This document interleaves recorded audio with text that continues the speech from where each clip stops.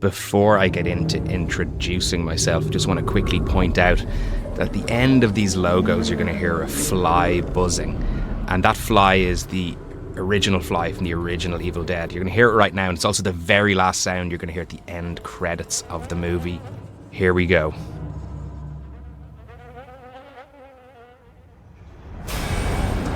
And we're on the move. I am Lee Cronin, the writer-director of the movie you're watching right now, Evil Dead Rise. My guess is if you're listening to me, and you're going to listen to me for the next 90 minutes, that you've seen this movie already, and it's a movie that you like. So thanks for joining me. I'm going to do my best to share what I can that's interesting to people that love movies and movie making and things about this film. And yeah, let's go on this journey and talk Evil Dead Rise. It's that opening shot that we just went through. We shot that for hours and hours, and that was the only take that really worked. It was not straightforward at all. Wait till you see the shot I got. This whole lake sequence we shot for 3 days towards the end of the production of the movie. And it was a real joy for me and the crew because we've been stuck in a dark studio for most of our time. As you know, this movie gets dark and it's contained and interior, so it was a real joy in New Zealand winter to go out and get this sunshine, very luckily, to shoot this sequence. She'll be fine. I gave her Klonopin so she can... Also thought it was really important that we had this opening to the movie where it was kind of had a little bit more cinematic width. It was outdoor and also reflective of kind of the world we know in Evil Dead movies, although a little bit different. I wanted to subvert your expectations. Even the way this cabin looks, worth noting that is an exact replica of the original clock also. I think people might know at this point that I like my Easter eggs, and this movie is packed full of them, and that's one of my favourites. So this cabin, although we shot out in nature at the lake, the cabin was actually built in the studio. So we just built a facade for the front when you see it. And now we're back in the studio and we shot all of this sequence in one day. Again, kind of towards the end of the shoot. And it was a challenging day because we had plenty of shooting time on this film. It's a complicated technical movie. But getting all of this sequence done in one day was a real battle. I remember it being one of the tougher days that we had, even though there's a certain simplicity and elegance to it visually. It's not the most complicated until it gets a little violent towards the end, but there was a lot to do in one single day shooting. Just a boyfriend.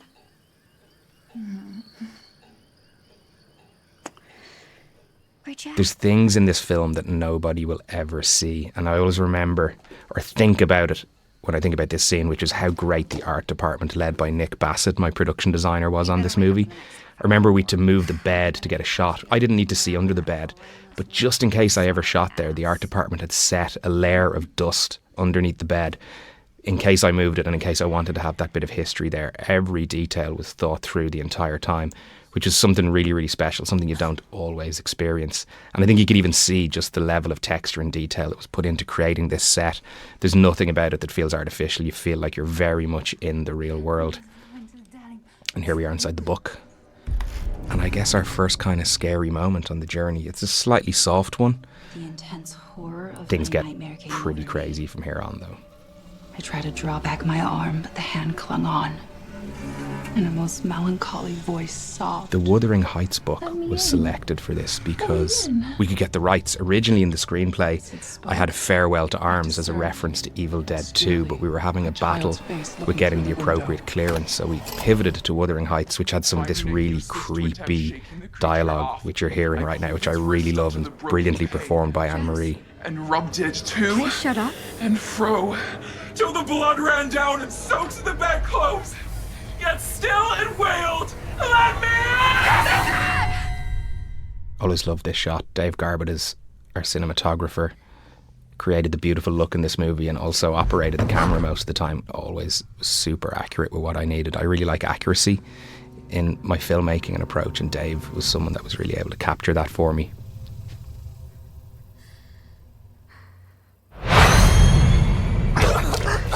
Evil Dead movies have to have some vomit. I love this moment. I think it was her first take on it where she just projected that vomit perfectly and trying to make everything, as you know, it's been talked about with this film, as practical as possible. So she had to lie there with all that vomit in her mouth and get the timing just right.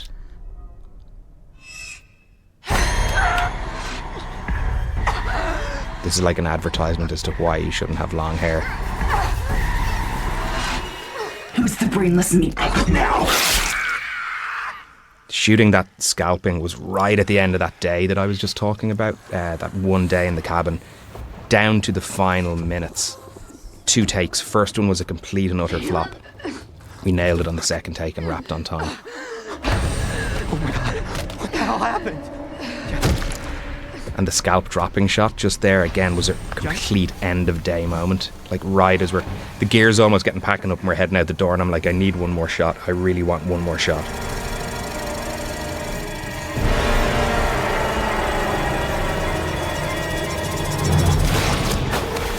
One of the things I love about the Deadites is the fact that they're willing to hurt themselves as part of their malevolent games that they play. And I remember when I thought of the idea of the drone for the opening shot and that subversion of showing that we're straight into an Evil Dead movie in the Force and then it's something different, I was like, I've got to use that drone as a weapon as well. And something that was pretty technical and worked out my VFX supervisor, Charlie McClellan. Took a lot of work, but I think it works really well. Oops a daisy.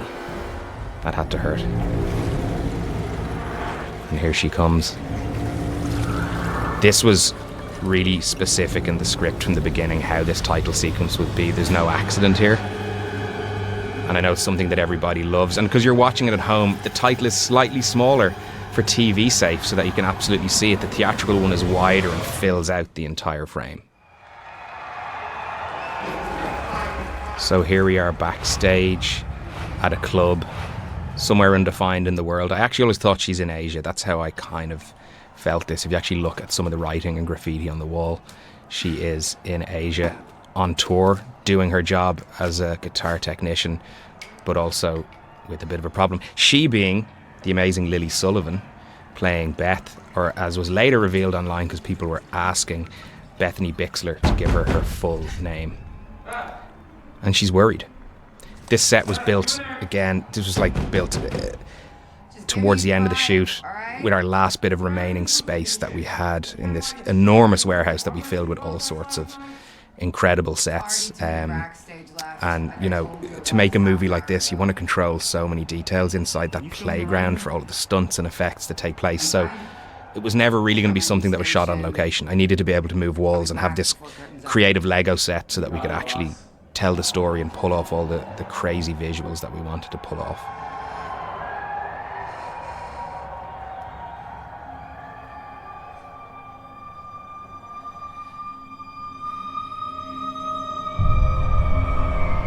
So although this film was shot in Auckland in New Zealand, it's set in LA, and we found the majority of that shot you just saw is real. We actually found the perfect area that suited this visual reference myself and my production designer found for the kind of nearby downtown neighbourhood in LA that we wanted to base the story in, which I was really pleased with. The building itself is also in downtown Auckland, although there's some digital set extension to give it additional height. But I like to use visual effects in as grounded a way as possible, so it's important to find the neighbourhood and find the basis of that building and not just to create a 3D object in space. And here we are with the amazing Alyssa Sutherland, who plays Ellie, the tattoo artist, and here comes her daughter Bridget, played by Gabby Eccles. Gabby being really a first timer on this. She had some experience but never on a movie and never with as much focus and attention as required, and she's truly incredible.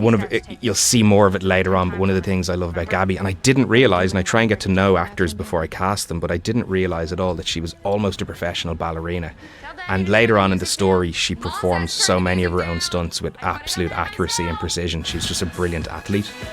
I'm sure people have noticed the poster in the background. Super intentional. If you're an Evil Dead fan, you'll get the reference right there.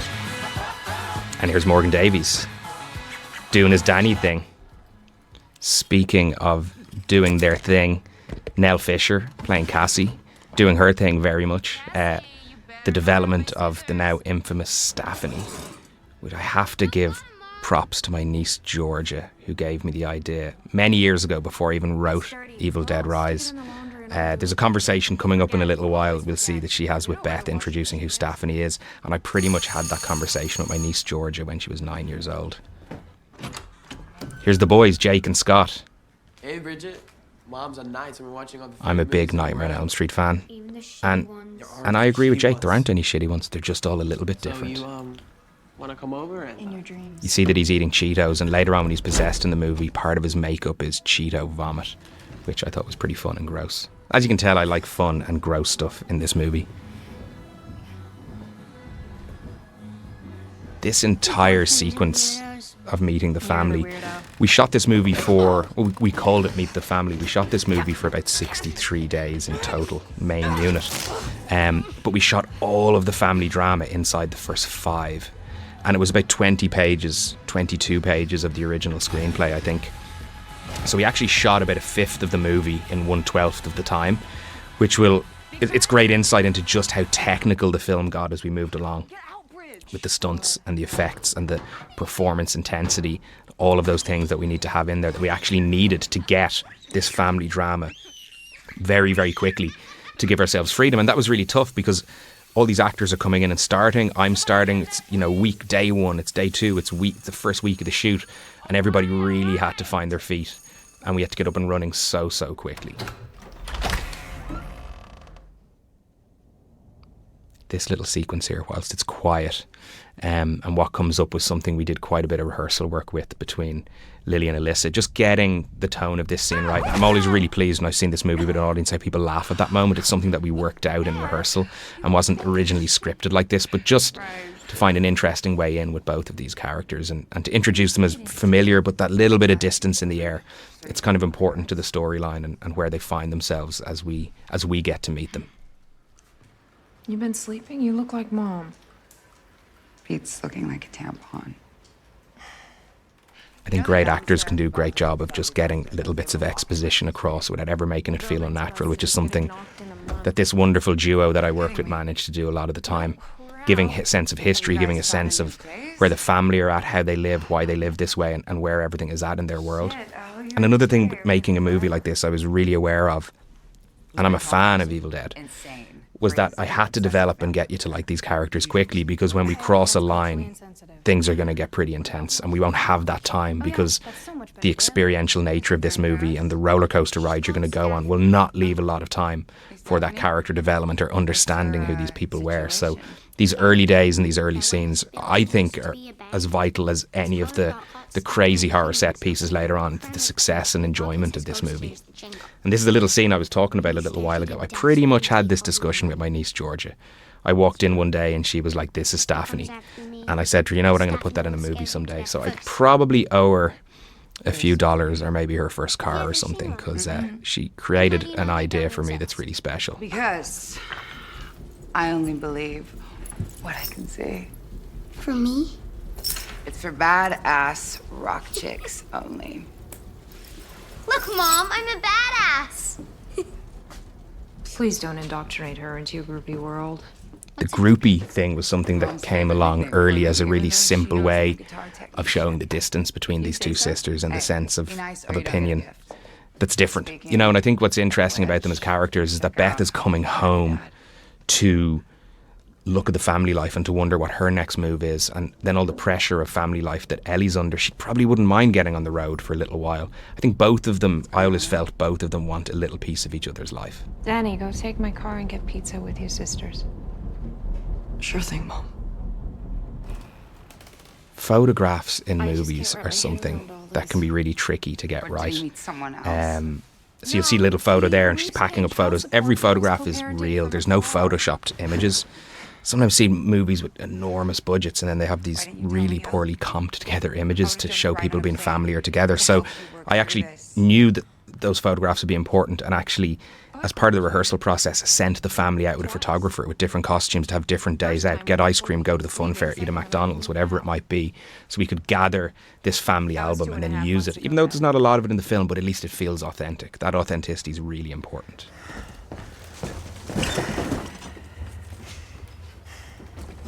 I'm sorry, okay? Speaking about the pressure I was under week 1 to get all this drama, I think this was like the final day and the final minutes. I talk a lot about when you shoot, you use up every available moment. 2 great actors, because I did not have a lot of time and couldn't get a lot of takes, and they really delivered. all the time. They really delivered when under pressure, which I am so thankful for. So there's no Oldsmobile Delta in this movie, but I wanted something that was reflective of it, that felt like it was in the same world. And the reason for the Delta not being in the movie, I said there's a lot of callbacks and cap tips to, you know, the DNA and heritage of the Evil Dead movies, but this family were never going to be driving the Delta, you know, and I like the idea. We spent a lot of time selecting the car, which is a Buick Roadmaster, and thinking about what Ellie needed as a mother for space and her business and all of that stuff that she did, which led us to that car. Calling to say hi, and me and Jay, we This particular shot of Ellie walking forward, just slightly in shadow. It's a small detail, but sometimes as a filmmaker, it wasn't planned, but it's something I loved, just the fact that she's just that little bit in shadow. There's just this little hint of the sinister that's to come later, even in this emotional moment between the characters. And this brings it back to character. It's really, really important that these sisters have this little moment of catharsis between them, where they're just about to break through on the problems that they've both been facing individually and how they can maybe help each other. And just as they're about to do that, everything is about to change. And it's just that subtle little rattle that's coming up now in a moment of the toothbrush. And from that point in time, really nothing is ever the same for any of these characters.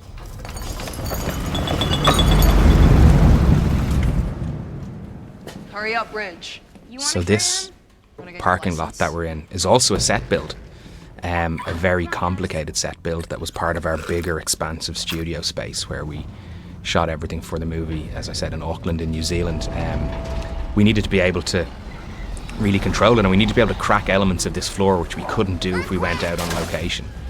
So it's quite an impressive structure. This earthquake sequence here as well in the bathroom set itself was mobile, and we could inflate underneath it and raise it up to actually shake it. So it's really important. I wanted to make this earthquake feel as authentic as possible, and to feel really special. So it was really quite fun to shoot those elements of the story, and to utilise that parking lot and upstairs in the bathroom, and then to introduce that wood chipper. As we know in this movie, there's a lot of weapons that get planted early on in the story, and no one would notice on first viewing at this point what that wood chipper is going to be and how it's going to play a part later on. Is it warm? Mm-mm. It's probably just soda. Alright, come on. The little relationship that Bridget and Cassie have when we were doing rehearsals for the movie and planning everything, what was really nice was seeing how the characters naturally fell into, the actors, the people fell into these little modes where quite often if Nell was tired, she'd gravitate towards Gabby. That little duo that they had, and you'd see it just in the behaviour of all the actors. It gave me a lot of confidence before we started to shoot that these great performers were finding their way and finding their feet and starting to feel like a family that I'm about to destroy with evil forces. Anyone that's seen my movie, The Hole in the Ground, obviously has learnt that I like to have things buried underneath the surface. I think there's something interesting and scary that we don't necessarily know what might be right beneath our feet. And Danny has no idea as he goes down, or he's just an inquisitive teenager who wouldn't go down there. I reckon, would I have done that? Yeah, I probably would have. I probably would have got out there more quickly, back out, but Danny's a kind of confident one and an inquisitive one. This was a beautiful set build by this production design team, which I'm going to talk about a lot because they did incredible work, as did the entire technical team on this movie. It was a real joy to work with the crew that I worked with. You know, I travelled across the world away from familiar people and places, and I just brought my first assistant director, Dara Glynn, with me, and we went and worked with this whole new batch of people that was brought together by producer Rob Tappert in New Zealand, and truly incredible group of creative people that were able to help me elevate the ideas that I had on the page and in my mind. Even this photograph, this was a shoot. We went and found that cabin. No Photoshop whatsoever. Everything was as authentic as it could possibly make it. Even in the sound design in this movie, we tried to make everything as practical and real as possible. Like with the book, or whenever paper or things are touched, we recorded real objects that were of the same age or as old as we could find, so that it felt as real and tactile as possible. Bridge. It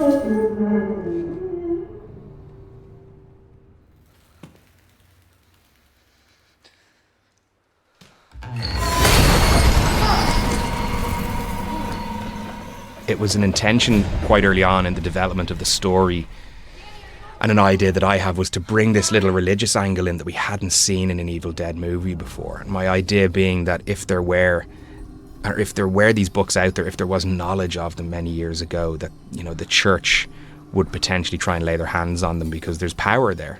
The church sometimes represent power and not always necessarily in the best possible way. So there was a deeper kind of thought and idea as to this, and to bring that little religious angle into the story, and to have a pathway for this particular book and the journey that it's been on is not the same as the book that Ash encountered in the cabin, or potentially the same as the book that's in Evil Dead 2013 as handled by Fede.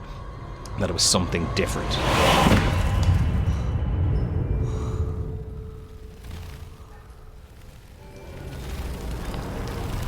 I was definitely testing the level of Danny's inquisitiveness here when he opens this up, because I would have been out of there once I saw something moving under that cloth, but that's not who he is. He wanted to go further, and from the point of view of watching a great movie, I'm glad he did, but for him and his family, it was a really bad idea.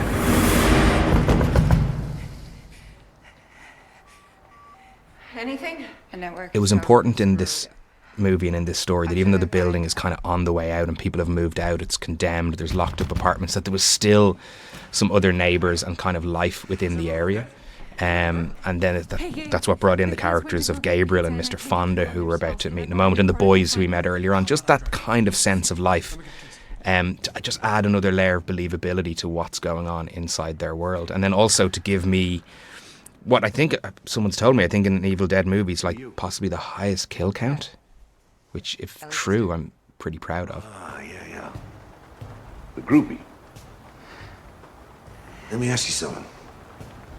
Can you hear her up there? What? Quake. One of the things I really like about this scene is the way it kind of feels, everything feels relatively normal despite the earthquake that's just taken place, but it's in some respects the last element of normality we really have in the story before everything truly starts to fall apart. Good to meet you. And even though it's the 14th floor, all the numbers are in the 8s on that. And I remember it's because I wanted the different apartments originally to have numbers relating to the Evil Dead movies in terms of what floor it was. So like say it was 81 or whatever, but it all got messed up in the planning and I can't remember how or why. But yeah, it's the 14th floor, but all the numbers are in the 80s. What you see on the TV there was the very, very first thing we shot for this movie. The day before main photography started. That was the first thing we laid down. Because again, wanted that to be practical, not to just get comped in thereafter. So that TV was really playing on set when we got around to shooting it.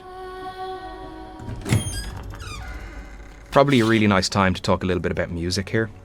My composer, Stephen McKeown, who I had a long-standing relationship with, who'd worked on my previous movie, The Hole in the Ground, as well, and the development of the themes in the film, that beautiful vocalization that you hear there is something that we hear throughout the story, reflective of Beth's plight and her position as a character, and the theme of motherhood in the story. We wanted to represent that musically.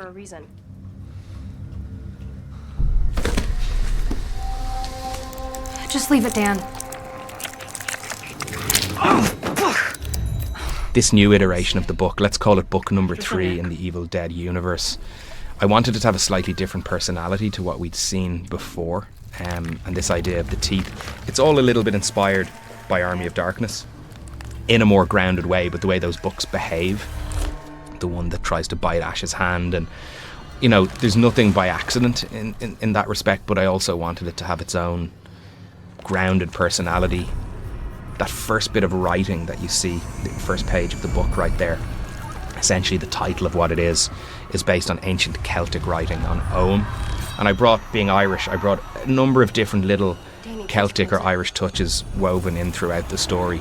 In fact, coming up ahead, because I won't be able to talk while it's happening, I added a new word into the incantation, which is Skeridus, which is based on my hometown of Skerries in Ireland. I don't like this, Dan. You need to put it back right now. Mom's not letting any of us out the front door again tonight. First thing in the morning, then. Promise me?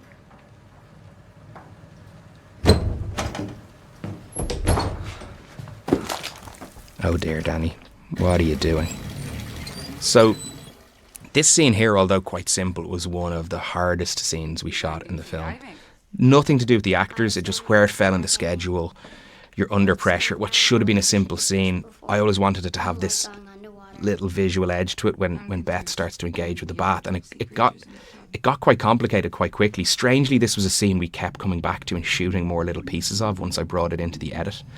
And it's sometimes amazing with filmmaking is the things that seem simplest can actually sometimes be the most complicated through how you've planned it, where it falls in a schedule, how it all works out, what you're trying to achieve. And getting the performance elements right as well is something. And I got to give it to young Nell here, because it was never scripted, and I'm happy to say if something's a happy accident, I'm never going to try and take credit for it if it's not.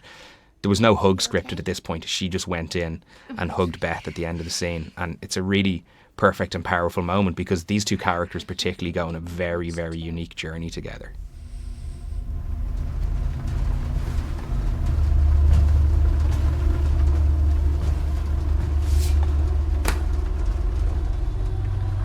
So the vinyl is obviously a very important detail. And really early on in the development, when I knew I wanted to have the priests in the story and their experiments and understanding of the book,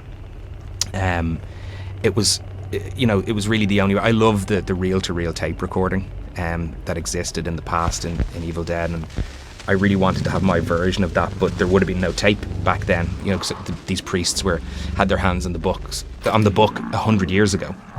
So 78 vinyl was really the only way to go.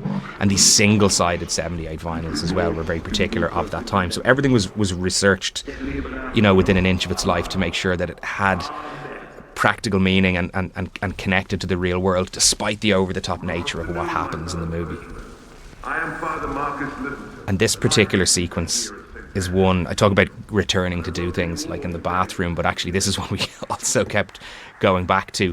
One of the joys about shooting over a long period of time is that I would at the weekends get to go with my editor Brian Shawn, look at what he'd been assembling all week and see where we were at. And this entire sequence with Danny around the vinyl, it just gobbles up footage. It's so hungry. And I don't really shoot coverage. I like shots to be as bespoke as possible, and I would have storyboarded the entire movie and had everything been very specific in terms of how it visually unfolds. And even with all of that planning and thinking I had enough, my editor Brian would be like, you've got to go back and get more. And thankfully, being in the studio and you found a moment, you'd go back in and get more details and get a couple more close-ups of Danny. But there's a lot of exposition here and storytelling. Danny's not speaking, he's just listening to the past. And you need all these shots, and you need it to be tense, and you need it to build. And if you watch this sequence, I really don't think we ever replicate a shot within it. And it just keeps going. And there's similar shots, but nothing is ever quite the same. Rejected by the elders of our church. Myself, and obviously we just moments ago passed by the Bruce Campbell cameo, which people have figured out. It's Destroy It. It's called The Book of the Dead for a reason. Is that Ash Williams? I put that out there because time can be travelled inside this world, and I kind of love the idea that he would walk into the wrong place at the right time and see some priests meddling with the Book of the Dead. An unknown world. What would you do? Would you take the elevator and be lazy? I myself don't particularly like elevators, having been locked in an elevator on more than one occasion, which is again probably why I put an elevator in the story, or at least have some of the scenes that take place the way they do. I find them really claustrophobic. I'm taking the stairs no matter what. Shall now commence reading aloud the first of the spiritual resurrection passages. Kanda.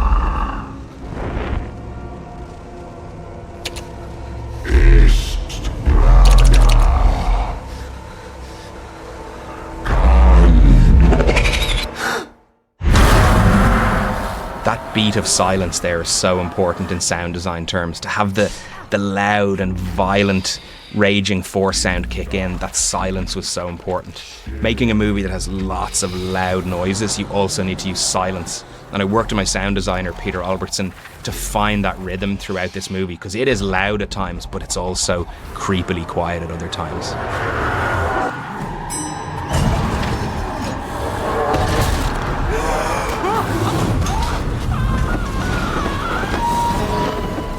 Got to talk about Alyssa. you know, she puts in an incredible performance and was so involved with all of her stunt work and wanted to do as much as she possibly could. And that was a tough sequence. It's very, very quick.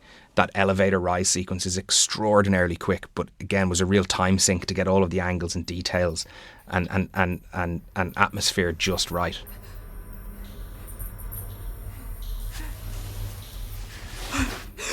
I do not want to be in this elevator. I really don't want to be in this elevator. But here we are, and she's trapped in there with a pretty sinister force that's about to show its face.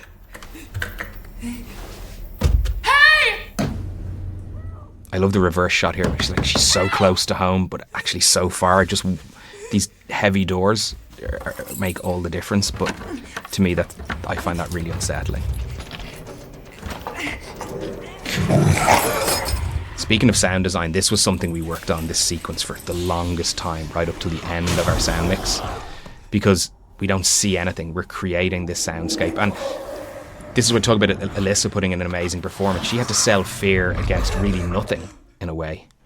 Nothing at all, except strange sounds of like crying babies and weird clashing sounds I had on a speaker that I could play on set. I knew what I wanted it to ultimately be like, but we didn't know how it sounded just yet. So Alyssa had to work extraordinarily hard to sell the fear that makes you on the edge of your seat, that scares you as you live this moment through her.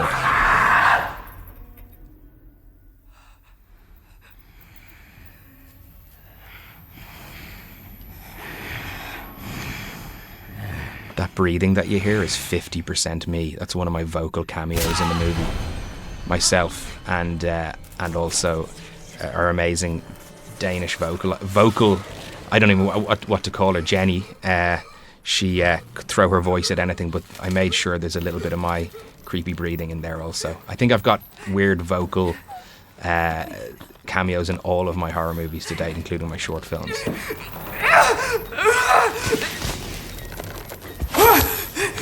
Poor Ellie, for the briefest moment she thinks she's going to get herself out of this. But those that watch Evil Dead know there's no escape at this point.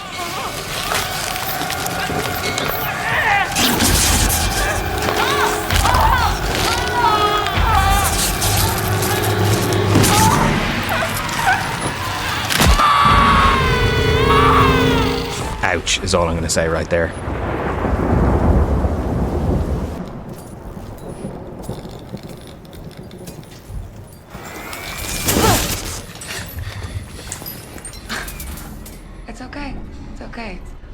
It's just a blackout. Little does Beth know that it's a lot more than a blackout right now. I keep on thinking in this movie there's always that moment where you're like, and now it gets worse and now it gets worse, but it builds to those moments. I think it's really important as well, this little tiny detail with Bridget, where like she's like, well, the rest of the city's okay, it's just us that's out. And these people are thinking, yeah, it's this crummy old building that's falling apart, what's up? There's a storm, maybe that's what it's from, but they do not know Bridget? What it is that is about to enter their world. You alright? Yeah. Looks like it's just us that's out. Really? I love small details that sometimes people might not even necessarily notice, but if you look at the way the duvet is set here, Mom? it looks like there might be a body in the bed. That's how I wanted it to be set up. So just for a split second, they might think she's there, and then it's revealed on the other side that the bed is in fact empty. And where is she? Here she is. This is a shot that I remember we did genuinely like 30-something takes on, because it was easy to shoot, and we just kept trying different motions. I think I remember in the screenplay I described it as like a seesawing motion, this slow, strange, seasick kind of feeling. And yeah, it was something we just did like 30 takes because we could. It was quite easy to do. Not everything's easy to do. And here's Mom, thinking about cooking some late night breakfast. I think Alyssa does an amazing job at bringing this subtle physicality into play at first. Because I always thought that once the possession takes place, there's still some humanity inside her kind of vying against what's there. So as much as the making of the eggs right now is like a really strange thing to do, there's also a little bit of it driven by just this normal motherly instinct that's there, that's kind of mixing with the heinous possession that's taking place inside her. And it's why we see little snippets of Ellie in a moment still seeming like panicked and real, and then instantly being possessed thereafter. The blood that's in the eggs, nothing digital going on here. That was movie blood, as I always like to call it, that was injected into those eggs. Many, many hundreds, I think, for various takes and reasons throughout the shoot. We were together sitting in a tall forest. The wind was clean and the birds were singing the sweetest melody. I do love this bit of dialogue here as well, this little story that she tells. And this mixture that's going on inside her brain as she's trying to function, trying to remember. It was a perfect day, and all I could think about was how much I wanted to cut you all open and climb inside your body so that we could stay one happy family. And kind of like a little bit of foreshadowing for the monster that comes at the end of the movie. But Alyssa does some brilliant work here. I think this is the first point in the film we use split diopter. And if you actually look, we use them a lot in the film, not just for these traditional two characters in focus close-ups, but sometimes with objects later on in the film also. We could do a split diopter count. And Ellie's back for a moment, as I was taught. She's back for a split second, and then she's changed all over again. This huge vomiting event was Alyssa's least favourite thing to do in the shoot. It was not easy, and there was a variety of different rigs required to get the different angles of her puking the way that she does. I've got some great behind the scenes video I must share online at some point of how we created this sequence, because that is not something where you can just hold some in your mouth and put it out there. She needed to do a big one. Take my babies.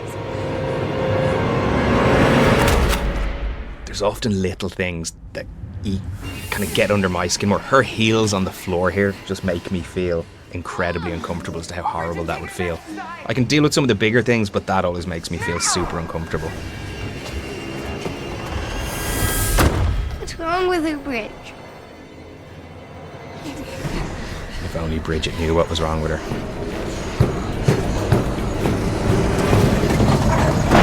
Stairs. Go! Go, go, go! One of the things I love about Evil Dead and its kind of lore is when it possesses somebody and it starts to impact upon a group of characters, it also affects the world around them. It's like it chooses to lock you in so that it can go and do its thing, play its games and have its fun.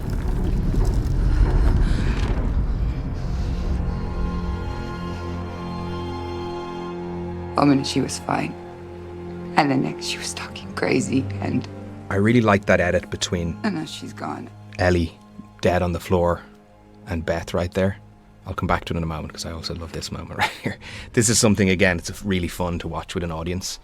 It's the type of moment that reminds them that even though this movie's going to be scary, you're also going to have a good time with it.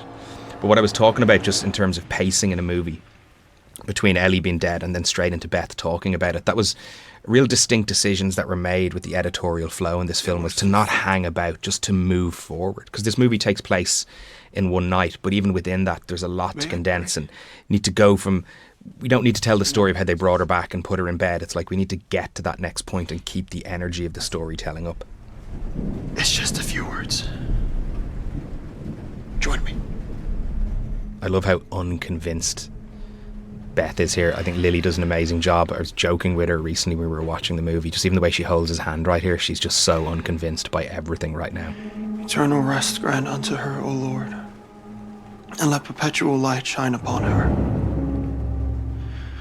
The words that Gabriel speaks there are definitely part of, in Ireland, when you're at a funeral, what a priest would say. So it's something he's heard before, in my mind, and something that he's repeating from when he went to church. Someone beat her up. There's no fire escape ladder on the north side of the building. I could try to get down that. Raise the alarm, get some help in here. You have to go through 82. Mr. Fonda pointing out the numbers on the floor. The 82, 14th floor, but everything's in 80. You got the tools. Subtle as it is, this is pointing out the tools that are going to be used later on in the story. Through those old doors without someone heavy duty.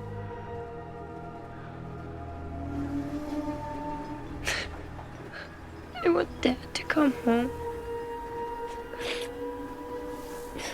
He will. I think working with younger performers can be challenging. But How do you know he will? but these two amazing young women like just did such an incredible job in this movie. They were like so together and so focused, and to think of that frame, the emotion of that frame with the two of them just there, and they're two completely inexperienced people bringing incredibly believable characters to life on screen. I don't like being trapped. Everyone is on edge enough without guns getting fired in here.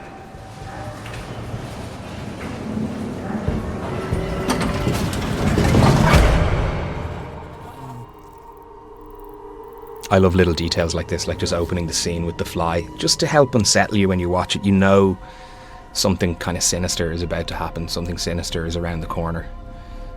You can probably feel it in the music, you can feel it in the atmosphere. But before Beth gets to sit down and have this important conversation with what appears to be her dead sister, to her, I've shown you guys that something's not right in that room. The way that fly's come in, we know that something's going to change. I don't know what to do, Al. You're the one who always has the answers. I'm too scared to even face your kids right now.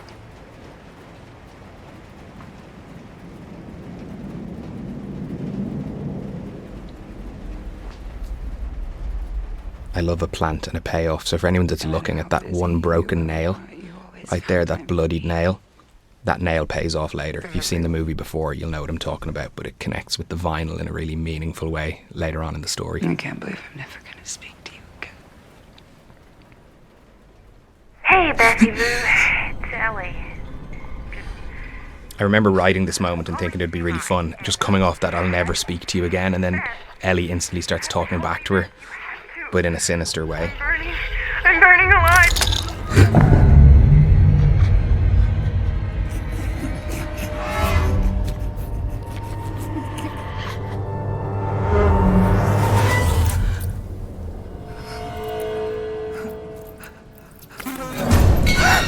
It was around this time when we were filming that Lily Sullivan came to me and we talked about the tempo of horror and how it would work. And she asked if I could kind of help her with the rhythm. She wanted some guidance in terms of the rhythm. So we developed this system where I would use my metal water bottle and I had this stick that I would play rhythms against to help her think about where she was in a scene and what level of tension she should play it with, which she loved and I loved doing, but I think the rest of the crew were driven insane by it. It's not for everybody.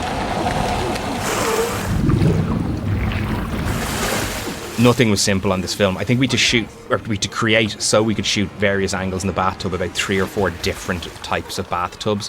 One with hatches so we could shoot underwater, one that she could have a fit in that was safe, one that she could spring out of, one she can land back in. And it's the same for all of the stunts in the film. There was no one size fits all. Every stunt, every effect, every kill, every attack needed multiple solutions. That one little tiny shot you see there, that's a special set for upside down movement, for that 2 seconds that's right there, just for that moment, so it would look authentic. Big effort was put in. The sonic scream, as me and Peter, my sound designer, would call this, again, took a lot of work and a lot of design to be able to keep on getting louder and more intense. And there's the silence, and there's another specialized bathtub.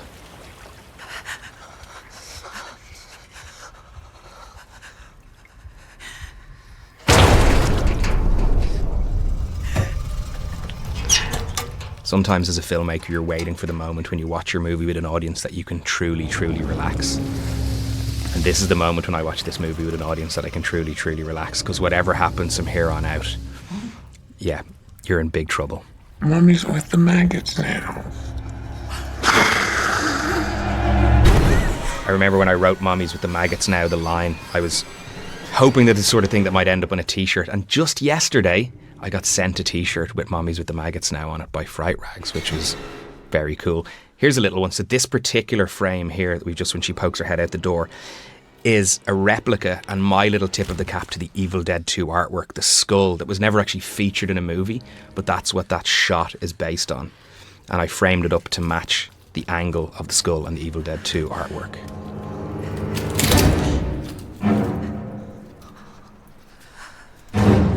I love what Stephen McKeown does with the music here, just playing the cues directly with her eyes, just elevating the sinister nature of what's going on. This was a brilliant idea by Alyssa, coming up the little fake out before she attacks to show that bit of sinister personality.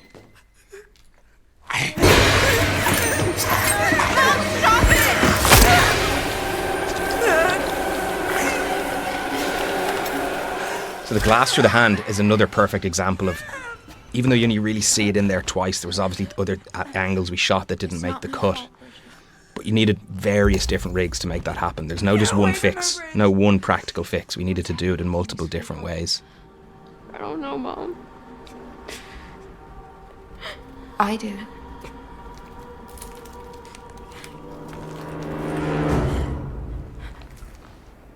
I'm free now. Free from all you titty-sucking parasites.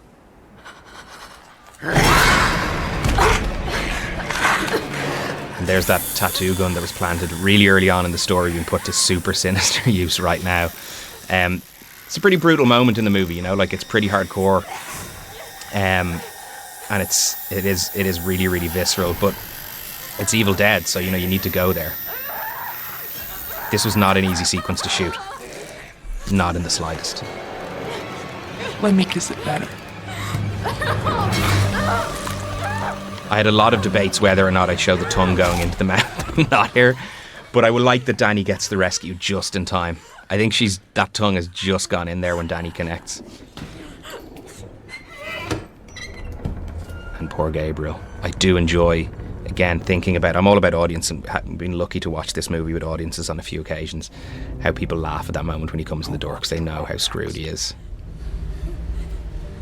Edie. Although there's no amputated hand in this movie as per Evil Dead 2, this is my little cap tip to that moment, this hand in isolation coming out of the darkness in a really sinister way. I always want to carry the DNA of the Evil Dead movies into Evil Dead Rise. Speaking of which, there's something that's very much in the DNA of Evil Dead coming up in a moment, which is one of my favourite moments in the movie.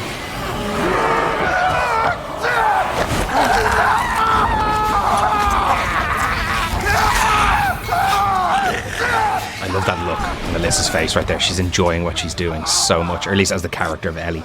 She's enjoying it so much, and she's enjoying what she's doing right now. It feels intentional. She knows what she's doing. The evil is in control right now.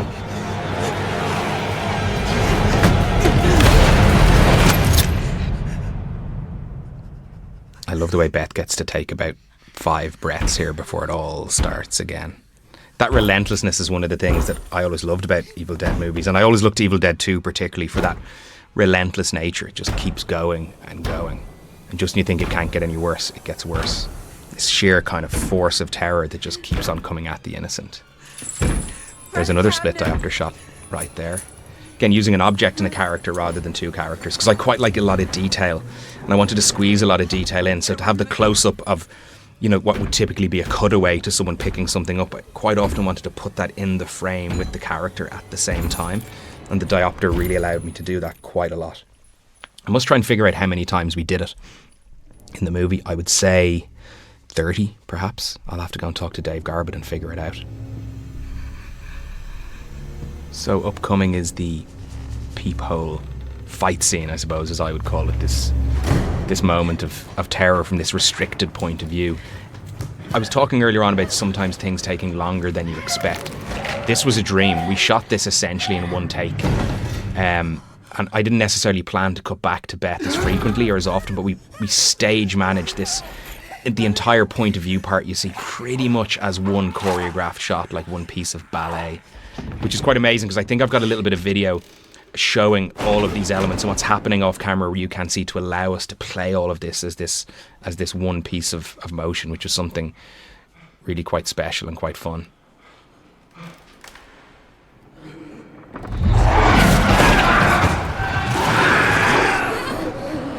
I think it's kind of quite exciting as well to have all this violence where you get to see certain elements, but you actually, imagination has to fill in some of the blanks as well. I think that's a very powerful tool in horror, is to give you something to think about on top of what it is that you're being presented with. I love the kind of confrontational nature here of her putting her eye up so close to Beth. It's like a challenge, and it sends Beth running, like, you know, what other way is there out of this building? But as we quickly see, there is no way out. Not when you're trapped by something like this.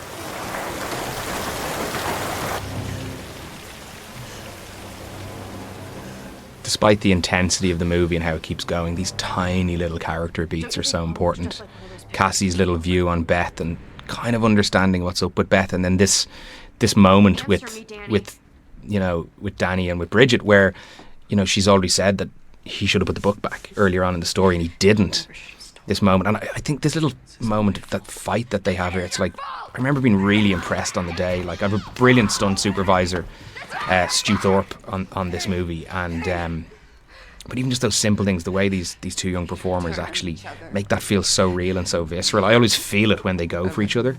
And again, as a director, when your actors are actually bringing you that sort of stuff in simple but effective ways, it's a real joy.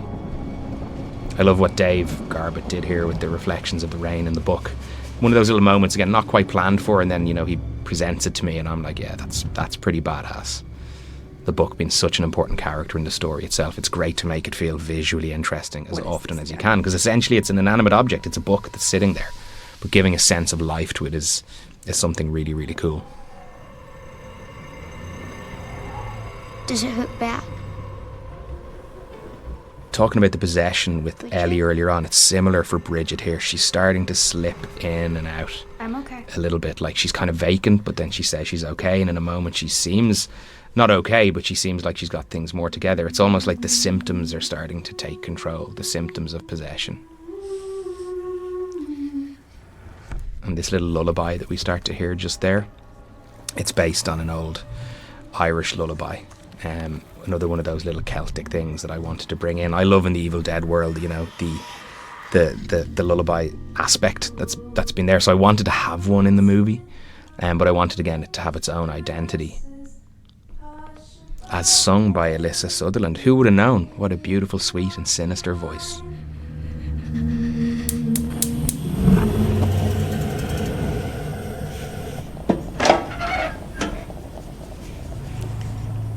There's a bravery to Bridget as a character, the fact that she's even facing up to what the hell her mother has done to her face here and how that must feel. But then there's a bravery to Cassie too. And it's interesting, I remember when the trailer for this movie came out, and what you're about to see in a little while, people maybe comment and say, don't open the door. But it's all about context. This is a 9-year-old kid that has no idea what she's facing and doesn't really know what's happening to her, has no frame of reference for it at all.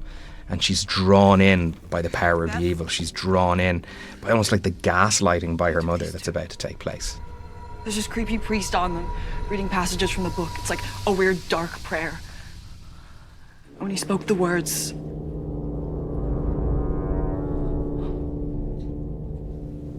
Bridget's right. This is all my fault. I feel sorry for Danny at times. Like that realisation that this is his fault, what he's brought onto the family, what his inquisitive nature has done. I think my voice is buried in these Bridgets in there somewhere as well. This demonic chorus that's calling her to the dark side. Something I wanted to talk about earlier on, all these pages moving in the book, none of that is digital at all. That was all real with fans, and we did a special version of the book, get the level of a paperweight right, so we could actually manipulate the pages in the appropriate way. There was many versions of the books, again, like I've talked about, different stunts and effects in the movie. There's a variety of different ways of doing each shot, and the book itself, there's a solid version for when people pick it up so the pages don't open. Lots of different ways.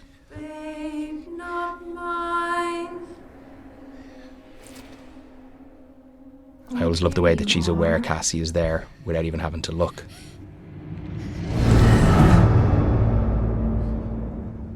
Hey there, cutie pie.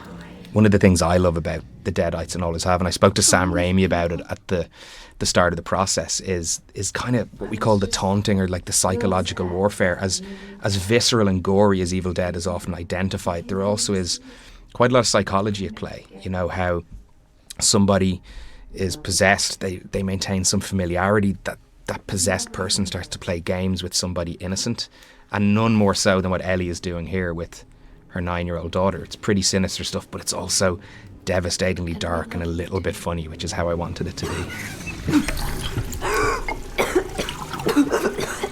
throughout the movie, I always wanted to bring a little bit of the outdoors indoors, looking back to the heritage of the forest and where the evil came from.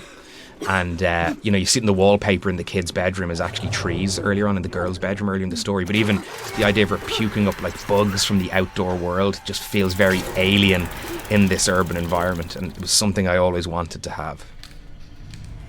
Open up and let us in, Cassie. We can be a big, happy family again.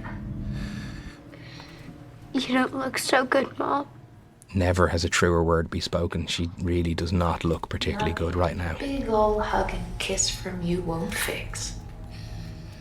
Open up now. I've talked a little bit about watching this movie with audiences, and this is a scene that is so much fun with an audience because of the sinister nature of the conversation, but also everybody begging poor Cassie to please not open this door.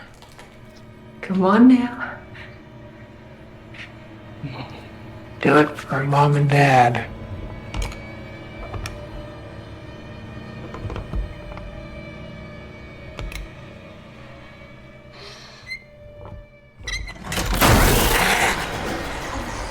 There's a moment coming up, talk about stunts and effects. One of the ones that still catches my breath when I watch it. And it might not be obvious to people, but as Beth starts to kick the door closed, it's a real stunt person's hand in the door. And we didn't end up using all of the phases of that hand, but that was set up in a way where with each kick, another stunt person would pull another little wedge or block out, so the door would get tighter against those fingers all the time. And any timing wrong with that, somebody's losing a hand, losing fingers. That was one that was real kind of heart in the mouth when we're shooting. And then when I still watch it in the movie, I kind of catch my breath, or it catches my breath. Psycho! Bitch! It's a real crossover point for Beth as a character here, and Lily plays it so well, and kind of losing it in front of the kids, like she's the grown-up, she's going to have to be the leader, and yet she's lost control in front of these people because of what she's been faced with. Like, who could maintain control in a moment like this? But this is the real change for her character at this point in time, because she has to now face up to what's there and actually figure out a pathway somehow to escape what has trapped them. It'll be okay, Danny. Stephanie will protect us, right? Little does Danny know what Stephanie is about to do. I do love foreshadowing. I love those little plants. Even Stephanie arrives in the story earlier, but just bringing her back in here at this point to remind you when you watch the movie of who she is. I think it makes the little payoff that's coming up all the stronger. And there's the first view of the infamous cheese grater. I think that cheese grater is going to go on my gravestone. I knew it would be something cool in the movie. Little did I know how much people would enjoy such a horrific domestic weapon. Again, even though this scene is urban, I kind of wanted it to feel a little bit like a campfire. To almost feel like it has that feeling of being out in nature. Just bringing that indoors, outdoor in a really, really subtle way. And I think there's a great atmosphere. And old Bridget's a little bit thirsty right now. She's underage for drinking wine, in my opinion.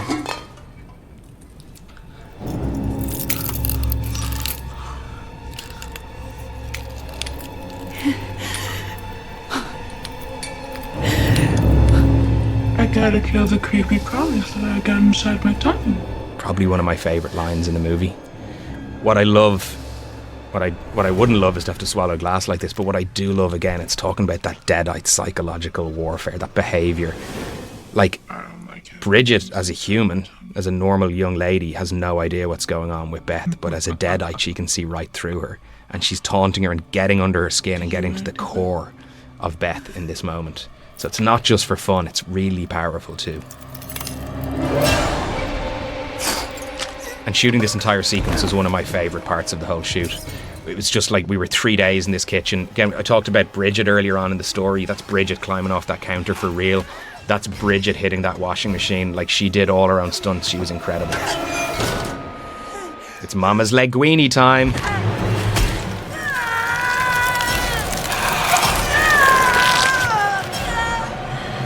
Yeah, it's pretty vicious, I'm not going to lie. I'm aware that that's not an everyday moment in a movie.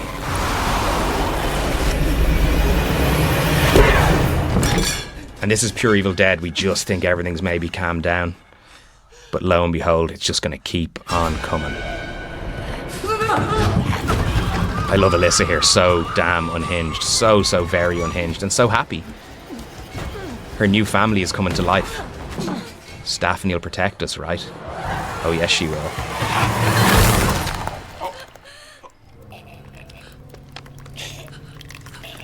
This sequence, I remember we shot a lot of this on a Saturday. We were a little behind schedule and we came in on a Saturday to catch up.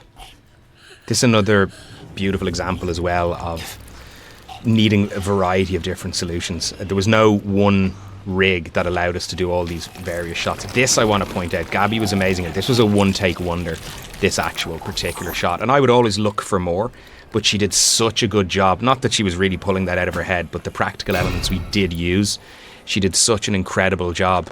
Rare occasion we did one take and I was like, that's it, that's going in the movie, we're done. And she's done right now as well as she hits the deck. And things just get darker from here, I guess. You know, it's one thing with possessed mom locked outside, but now that possession and this evil is inside the home. And again, just this little moment of reflection amongst character, this kind of key relationship between Beth and Cassie, and Beth trying to be protective, but Cassie also, sometimes being the youngest, like me and my family in a house of older people, sometimes you see things more than people realise. Sometimes you see things in ways that people don't even realise you can when you're just little. This is what happened to Bridget and Mom gonna happen to us. I'm not gonna let that happen.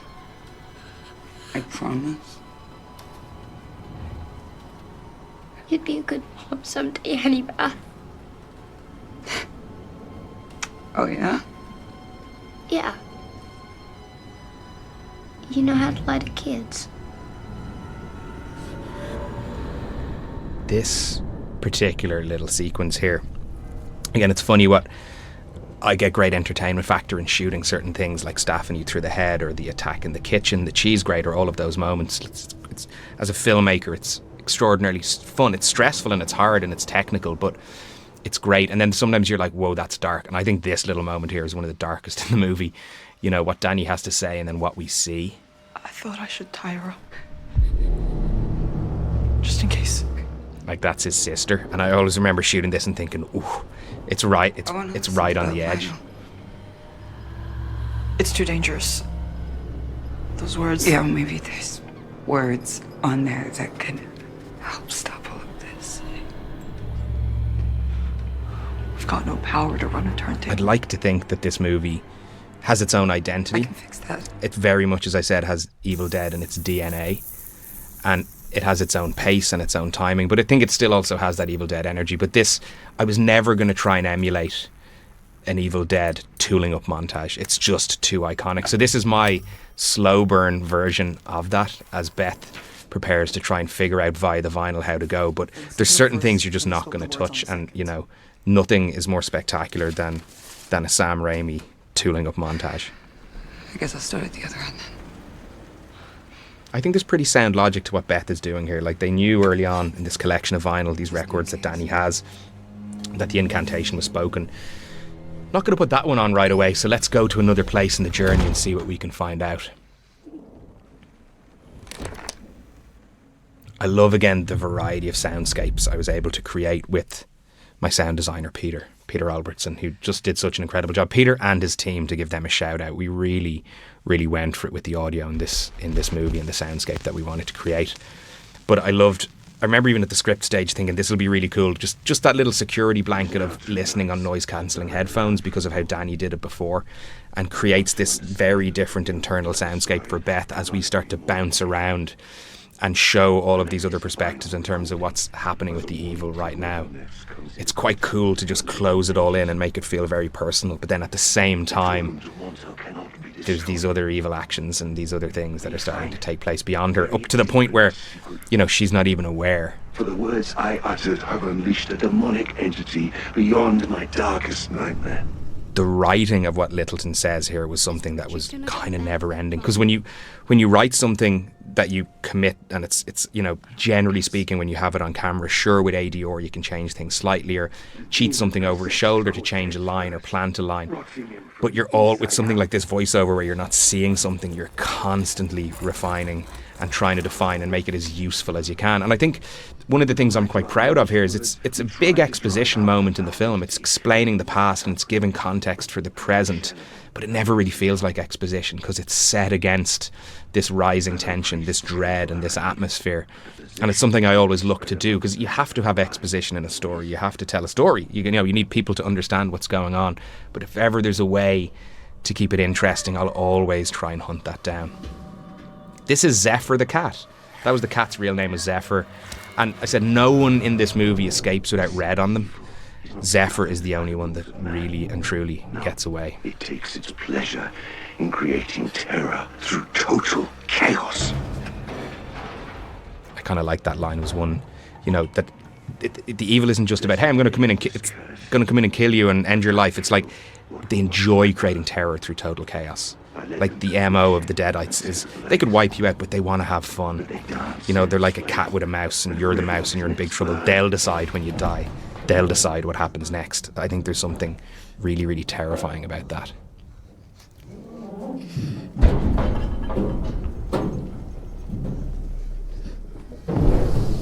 I remember shooting this particular little moment of Bridget sneaking out in the background under the sheet and thinking, this is really, really going to work. And I think it does. I think it's fun and it's creepy and it brings this new tonality in to this point as well, like the concealment of the evil behaving in a slightly different way. I remember writing and just loving the idea of having a traditional, almost like ghost from a novel, like the sheeted ghost, and being able to put that in an Evil Dead film in its own way. I was really excited about realising that visually, and I think it's fun and it's creepy. And it's all part of the haunted house and the circus that this movie is, or what I wanted it to be.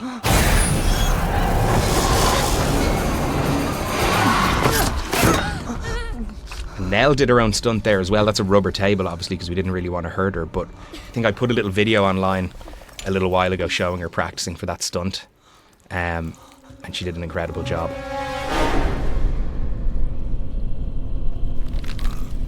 Another moment of calm before the storm.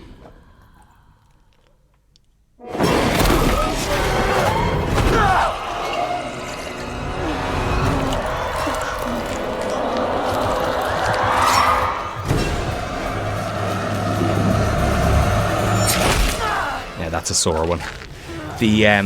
This entire scene, getting this right in the edit was complex, and getting the timing, like this moment of reappearance from Ellie, like when does that happen in this timing sequence? Because there's a lot happening, and it's something that goes on for the previous 15-20 minutes of the movie we've watched. Is sometimes these different perspectives, people within the same space having, in this case, these different, very horrific experiences. I kept wondering to myself, how much blood is too much blood here? And the answer was, there's never enough. What's more painful, the knife going in or the knife getting pulled out? I find the pulled out part even worse.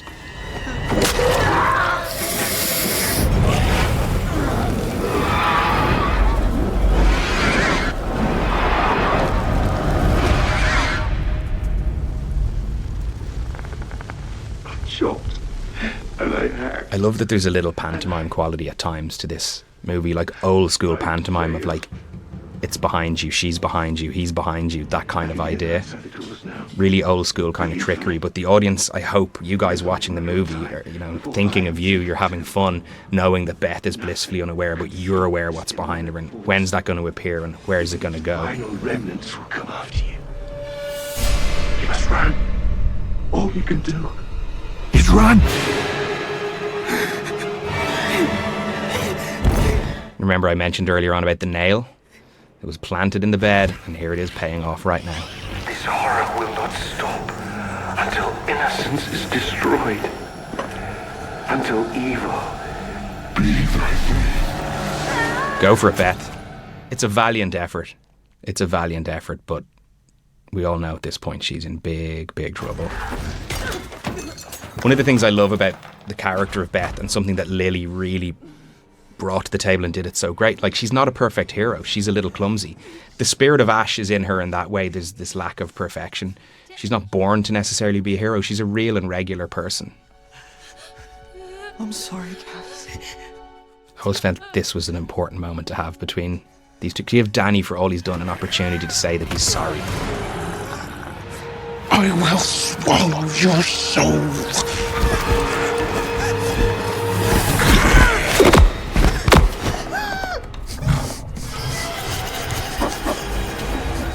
I always feel like in this kind of moment in the story that it's like, for Beth, it's like she's trapped in a cage with a wildcat, you know, talking to Alyssa about that, like how dangerous she is as a force at this point in time. There's almost this little bit of humanity back in her here, like she's in control, like a very, very dangerous human, but driven by something far more evil. Your unborn bastard baby. I've talked a little bit about things that aren't easy to shoot, and shooting the journey of this scissors took a lot of trial and error. A lot of trial and error to actually get this shot just kind of how we wanted it. And that is a painful one.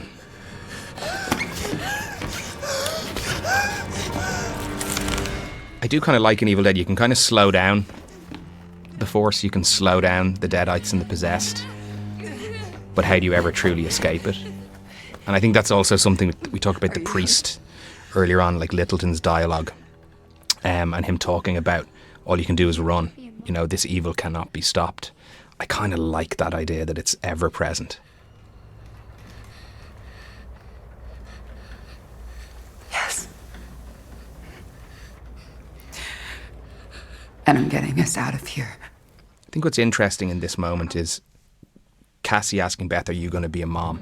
And she says, yes, I'm getting us out of here. But that's not to say that she's necessarily decided if she can be a great mom, if she's going to have this baby, what's going to happen. But in this moment, she's going to get Cassie out of there for sure. She has to, at the very least, be a mother to Cassie.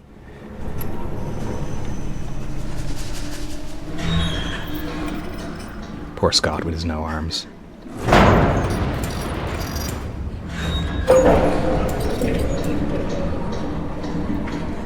I always feel this sequence. Tonally, it's like, yeah, it's kind of, I find it kind of fun because like they're having to step out into the one place they've tried not to be the entire time, and it continues this idea of kind of being on this dark ride, this haunted fun house. Not that it's fun for them, but as an experience when you watch it. Always want there to be this change in visual refreshment and tonal refreshment and more experiences to have. What's next? What's next? What's next? How can I keep you on the roller coaster? How can I keep you having fun? There's another great example here I talked about just a couple of moments ago. The imperfection of Beth. She's not perfect. She ends up in her ass, you know. She doesn't really know how to figure all this out. She's just trying her best. And she's just rolling with it. But she's far from a perfect human. And I think that's why you can identify with her. What would you do in this situation? Even in a movie that's as crazy and out there as this, if you can observe a character and wonder what it is that you might do in this situation and identify with them in some way, it usually makes the experience all the stronger. I love how hopeful Beth kind of is here that she's going to get out of there, but little does she know. Again, we know, not that it's quite it's behind you, but we know that Ellie is coming. We just don't know when. And I really, really love this shot coming up with Ellie right now. I keep on talking about things that are coming because I get excited by them, but I love this Betty Boo moment. Betty Boo! Which was as simple as putting her in a trolley and dragging her fast along that corridor. There was no crazy fancy movie tricks there. It was just old school. How do we move her fast from one place to another? I talked a little bit about the humanity coming back out in and out in this, but what I love about this point is this is just pure game playing. Like, she's fully possessed, trying to pretend that she's actually normal and that she's the one that's suffering. She's the one with the problem. But as I said, Beth is changing. Beth is just not buying this anymore. No idea what it's like to bring a child into this world, Beth.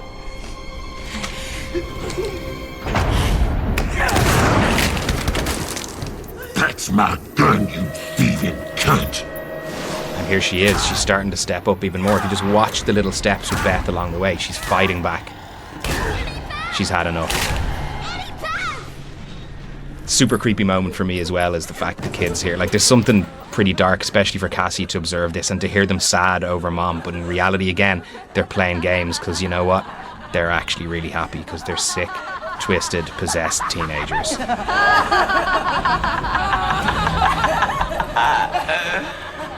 This upside down shot here was just one of those weird things in an edit. It wasn't planned for. And whatever we were doing, technically the shot ended up flipping. And I was like, wait, that looks amazing. let's keep it like that. Just twist the world upside down for a moment. There's obviously a very... Oh, by the way, there's that Cheeto vomit on his throat, if you didn't notice those Cheetos he was eating at the start. This Dead by Dawn element was something I really wanted to put in the story from earlier. It's very different to the Dead by Dawn chant in Evil Dead 2, but it was something that I really wanted to have in the movie. And there's the old car keys. This is just a small thing. Ellie dropped them earlier on, and they're actually the thing that's been blocking the door from closing all over again. I love this sound. That doom dong that comes in right there. And again, there's no waiting around. Another thing, talking about Evil Dead, one of the really joyous things with having Sam, Rob and Bruce kind of hand me the car keys to shepherd this into a new space is the way the lore has been in the past. Like anything goes, there's this nightmare logic. And I love the fact that the elevator can fill with blood because I want it to. Because the evil is in the building, it's in the fabric, it's in the entire space at this point in time. And I think the first time you watch the movie, when I say you've no idea what's going on here, you know they're in trouble and you know there's something really dark happening with the kids and Ellie outside. But from a metaphorical point of view, without wanting to go too deep, that idea of you being a parent, and when you suffer you have children, and those children can help lift you up, help carry you in some way, like that's where this idea of this monster, which I call the Marauder, comes from. This idea that, again, looking into the themes of being a parent, being a mother, and there is the Marauder in the book pointed out, but this idea that the kids, she's lost an arm, she's lost a leg, but these kids are able to help raise her up and continue on her, in this case, really dastardly journey. Real simple old school camera trickery here as well, which is there's no other blood in that elevator than in the little box just in front of the window to give the impression that it's filling up more. Because this blood elevator scene, not easy to shoot. How you contain liquid in a space, put a cast in, put that liquid in, put camera people in the same space, very, very challenging. Took us many, many different approaches, and again, no one size fits all. We had different aspects of the elevator, like a little Lego set, in terms of how we were able to piece it together and to actually get the impact and the claustrophobia and the idea that they're in big trouble.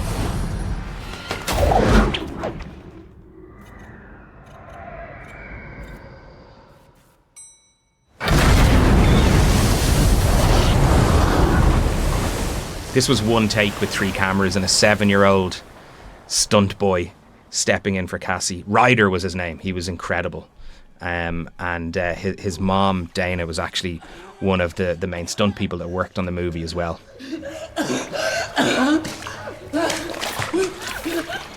I always feel like at this point in the story it makes me think a lot about the plight of these 2 actors, of Lily and Nell, and the level of blood that they're covered in for the amount of time they are, because the next sequence we had to took a long time to shoot what happens in the underground parking lot, and this blood is an uncomfortable thing for people to wear because it's all real movie blood. There was no corners cut in this film where we just used red water with food colouring. This is all sticky, horrific movie blood, and there's layers to it, in the sense there's preset blood that's dried in, then there's the fresh blood on top. There's a lot of layers that are created to give the perfect look. And these actors, once they were set in the blood, it was like an extra costume. They couldn't sit down, they couldn't touch off anything, or they'd stick to it. And it would joke about it with the cast, but it was actually really, really tough. Here's another beautiful split diopter character and object close up. But yeah, there's a lot of blood at this point in the story. And anytime I've caught up with Lily since, it's always something that we talk about. She knows it looks cool, but it was painful. Yes, where's the beeper?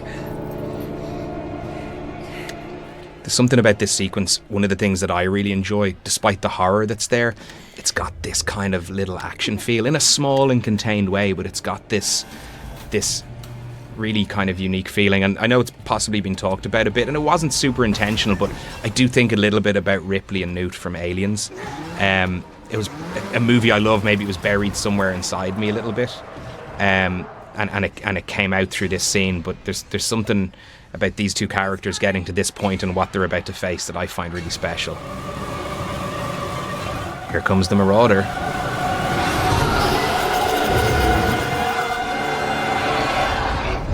It's obviously like our first major glimpse at the Beast. Creating this, I feel like I'm repeating myself, but especially with the Marauder, there was no single fix for anything.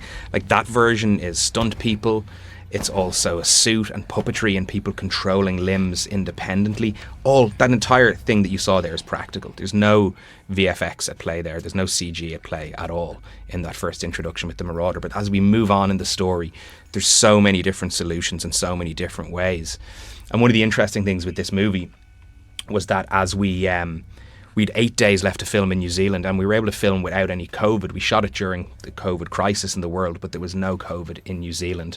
And then it got in with 8 days to shoot, and we had to shut down for 2 months before we were able to go back.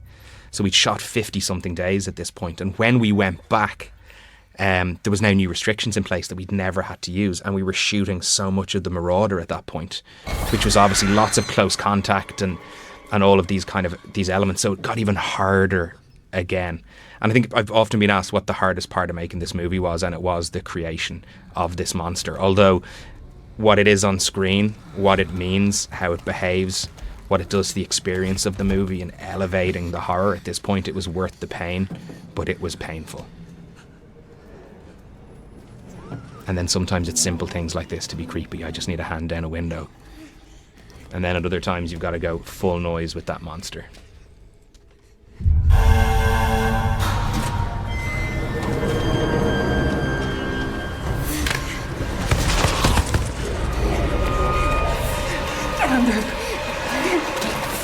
It's kind of interesting. I track back with this film, and over the last kind of 15 minutes that we've been watching, maybe not 15 but 10 and through to the end, there's so little dialogue. I love that in movies, that when you reach a point where there's not a lot left to say, it's all about action and reaction at this point in time.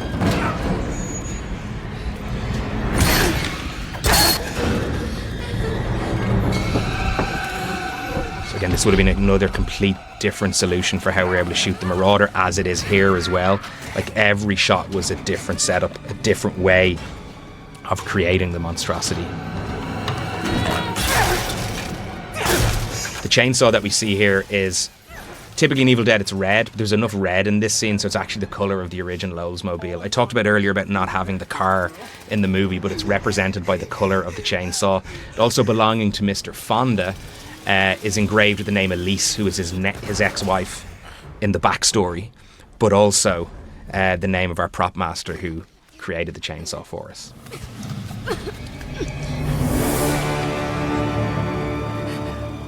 Beth rises. Come get some.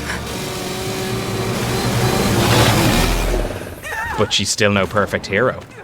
As she hits the deck, like, just as she's found the confidence, she's knocked down again and taken on by an even greater force. The true test of her ability to stand up and keep fighting back.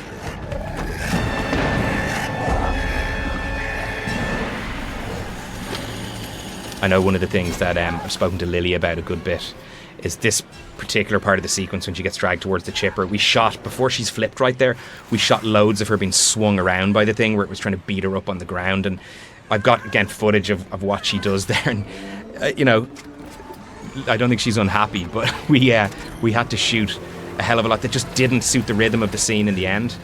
But Lily, all of the cast at this point, but we're absolute heroes. They put themselves on the line creatively, emotionally, physically, and this entire sequence down in this underground parking lot, especially this finale section that we're entering right now, like, this took a long time to shoot. It took so much focus and dedication and just effort on behalf of the cast, the crew, and everybody had to keep their nerve because it was not easy. Now the real hero rises. I love that shot, I love that moment, I love it for Beth.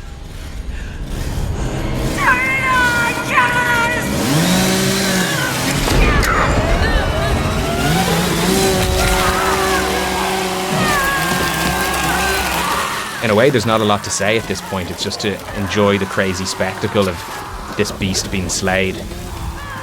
And everything happens for a reason, you know. The chipper that's set up earlier on pays off in this truly horrific, blood-soaked moment.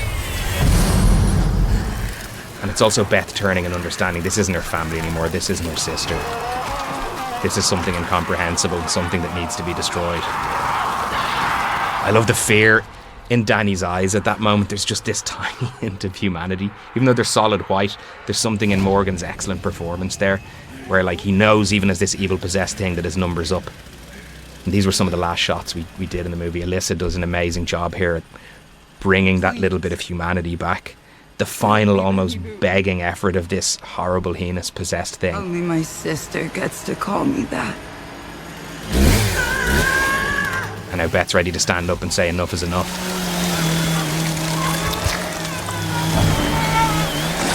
You always wonder how far is too far in a movie that has a lot of gore and blood, but I think in Evil Dead, and at this point in the story, there's no such thing as too far. You really have to go for it and own it and have this extremely brutal conclusion.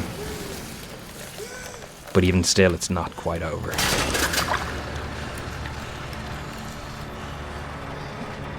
If you look really closely, you can actually see her head is fully hollowed out there as well. This was a lot of fun to shoot. Challenging, but you know, I've used that phrase a lot. There's nothing easy when you make an Evil Dead movie. I remember speaking to Rob Tappert, producer, and feeling pretty tired towards the end, and everybody was feeling a little broken and busted, just like that head. But I remember also saying to him, we wouldn't be making an Evil Dead movie if I didn't feel like this. And there's no filmmakers out there that don't feel exhausted and wrecked at the end of a process. For those that make movies that have so many practical effects and so much nuance in that area in terms of how you have to create the unbelievable, it really does grind you down over time. But that's what making an Evil Dead movie is all about. Myself and the crew and the cast, or at least myself and the crew, felt as bloodied and beaten up as these characters by the time we reached the end.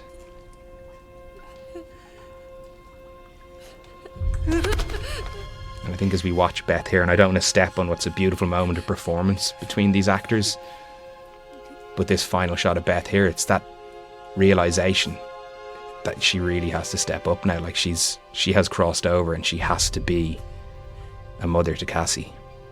The choice is made.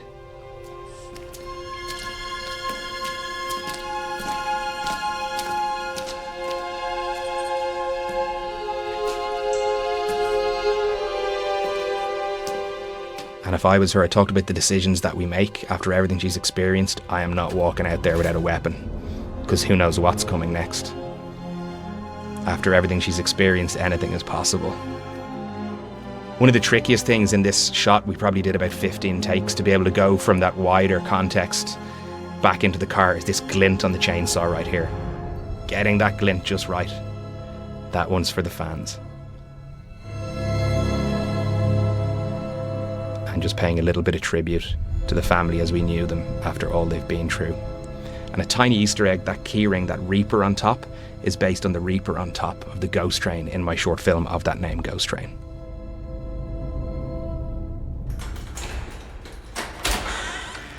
You always think about timing, sometimes even over black in a film. That little black fade, it's like how long before I hear a sound, before I bring picture back in? Because if it's too long, do people think the movie's over? If it's too short, do you get to take a breath after what you've just experienced? And this is a moment that I really love, because what's interesting about this movie is the first thing you see in terms of the timeline at the very beginning at the lake is actually the last thing. And then this is the moment that connects us back into what it is that we saw at the start. So if you'd watched the movie for the first time and thought, what's that all about? You hopefully get to have a great experience when you realise the payoff right now. We're still gonna have such a fab weekend at the lake. Caleb's dad's cabin. And I remember shooting this. It's tough sometimes for actors that have been on set less or around the crew less. And this brilliant actor who came in, and we were tight for time at this point. This was after our little COVID lockdown, and things were just harder and we had to be quicker. And Anna Marie just did this incredible performance for us on this day, where she stepped in and she became the lead for a moment right at the end of the story. Like, she becomes the focus of our attention. And I think we had to shoot this entire sequence, even what's inside the car right now and what's coming. I think we had like 4 hours, and she just brought it, which was really, really impressive. Really, really impressive for somebody to walk on set and give us what we needed right at the end of all things. I love the little bit of flickering flesh there, because remember, evil cannot be destroyed.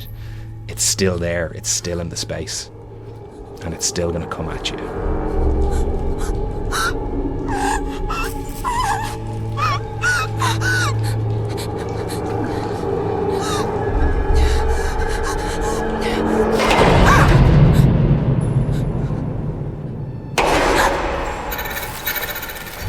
story shall go ever onwards, right? This is Evil Dead, it's not over.